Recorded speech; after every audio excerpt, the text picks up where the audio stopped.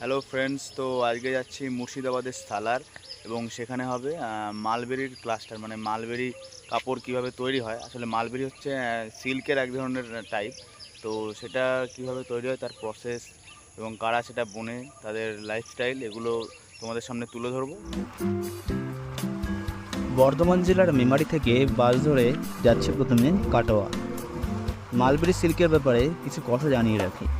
এর উৎপত্তি কিন্তু চীনে, এবং এই সিল্ক কাপড়ের নাম মালবেরি হওয়ার কারণ হলো যে রেশম কীট থেকে এর সুতো তৈরি হয়, তারা মালবেরি পাতা খেয়ে থাকে, সেখান থেকে এই নাম।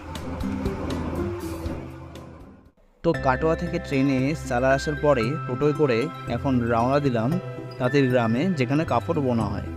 শান্ত ও সংকীর্ণ গ্রাম্য পথ ধরে প্রায় চলেই এসেছি তাঁতির গ্রাম।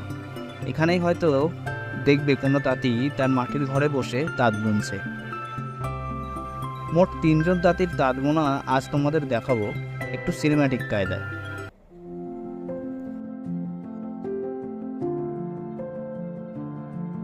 প্রথমে চরকাতে মালবেরি সিল্কের সুতো পাকানো হচ্ছে। এইগুলো পরে তাঁতে বোনার কাজে ব্যবহার হয়।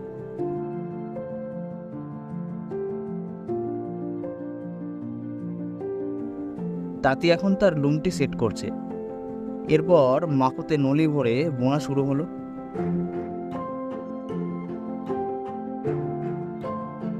এই সুতো ক্রমাগত পাশাপাশি চলে, কাপড় বোনা চলতে থাকে।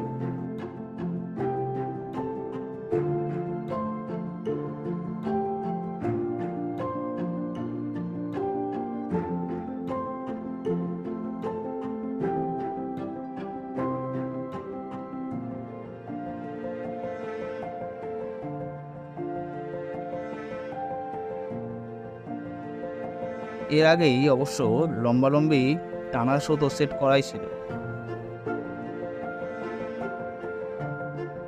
এইভাবে আগে টানার সুতো সেট করে এবং পরে অন্যার মানে পাশাপাশি সুতো চালিয়ে কাপড় বোনা হয়।